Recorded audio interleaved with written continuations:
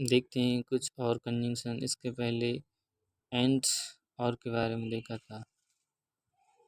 अब देखते हैं यदि किसी वाक्य में बल्कि और परंतु आता है तो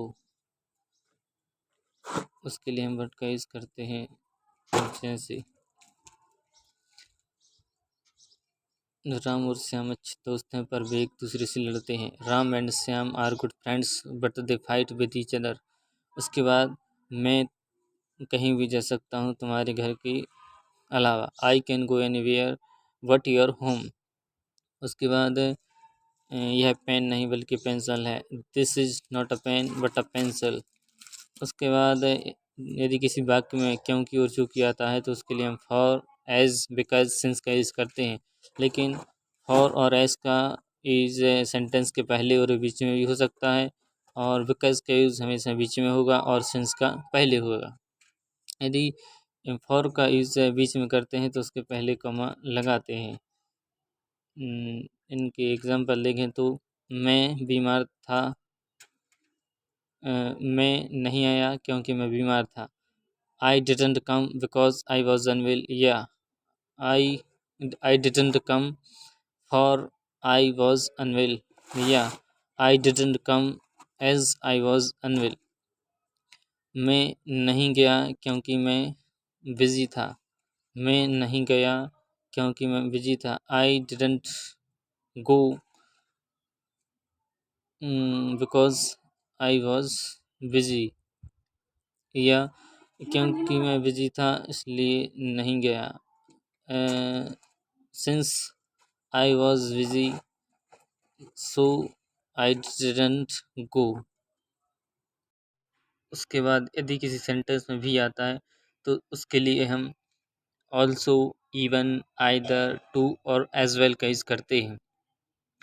टू, एज वेल और आइदर का यूज़ सेंटेंस के बाद में होता है, इवन का यूज़ पहले होता है, और जो ऑल्सो है उसका हेल्पिंग वर्ब के बाद और मेन वर्ब के पहले होता है।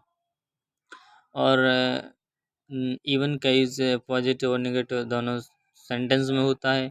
आइदर का यूज़ ओनली नेगेटिव में होता है, और टू, एज वेल और ऑल्सो का यूज़ हमेशा पॉजिटिव सेंटेंस में होता है। इनके एग्जांपल देखें तो मैं भी अच्छा हूँ, I am good too, I am good, या I am good as well, या आई एम ऑल्सो गुड। उसके बाद मैं अच्छा नहीं हूँ, I am not good either, या even I am not good. उसके बाद क्या मैं अच्छा हूँ, एम आई गुड आइदर। इसमें यदि इवन नहीं आएगा, इवन इंट्रोगेटिव सेंटेंस में जिसका यूज़ नहीं किया जाता है। यदि नेगेटिव है तो उसमें किया जाएगा, और लेकिन वो इंट्रोगेटिव ना हो, और पॉजिटिव सेंटेंस में किया जाता है। उसके बाद देखें तो यदि किसी वाक्य में उतना जितना, यानी ऐसा है कि वो राम के जितना लंबा है, या वो कोयले के जितना काला है, या सूर्य के जितना चमकदार है, तो यदि इस प्रकार की तुलना होती है या ये बताया गया होता है तो उसके लिए हम as plus adjective plus as का यूज़ करते हैं। जैसे एज कूल एज ब्लैक, यानी इतना काला जितना कोयला, इतना लंबा जितना Ram, as tall as Ram, यानी राम के जितना लंबा। यदि सेंटेंस में देखें तो वह राम के जितना लंबा है, he is as tall as Ram. उसके बाद यदि किसी वाक्य में इसलिए आता है तो उसके लिए हम so, hence, henceforth, therefore, that's why, that's the reason का यूज़ करते हैं। जैसे मैं इसलिए नहीं आया क्योंकि मैं बीमार था। मैं नहीं आया मैं इसलिए नहीं आया क्योंकि मैं बीमार था। So I didn't come because I was unwell, या hence I didn't come because I was unwell. उसके बाद एज़ वेल एज़, इसका यूज़ वहाँ होता है जहाँ किसी वाक्य में साथ ही साथ हो। जैसे राम एजुकेटेड है, यानी राम पढ़ा लिखा है, साथ ही साथ उसके माता पिता भी पढ़े लिखे हैं। Ram is educated as well as his parents are educated. उसके बाद यदि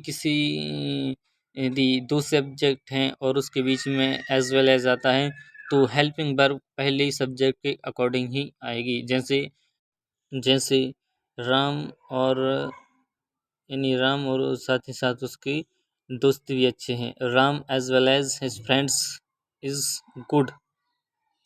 उसके बाद एज सुन एज या द मोमेंट, इन दोनों में से किसी का भी हम जब करते हैं जब किसी वाक्य में ज्यों ही, यानी मैं आया ही था और वह चला गया, ज्यों ही मैं आया वह चला गया। फॉर एग्जाम्पल, जैसे ही मैं आया वह चला गया। As soon as I came he went या ही लेफ्ट। उसके बाद है एज फार एज, यानी यदि किसी वाक्य में जहाँ तक आता है तो उसके लिए हम एज फार एज का यूज़ करते हैं। जैसे जहाँ तक मुझे पता है उसके दो बच्चे हैं। As far as I know he have two children. उसके बाद देखते हैं नेक्स्ट वीडियो में कुछ और कंजंक्शन।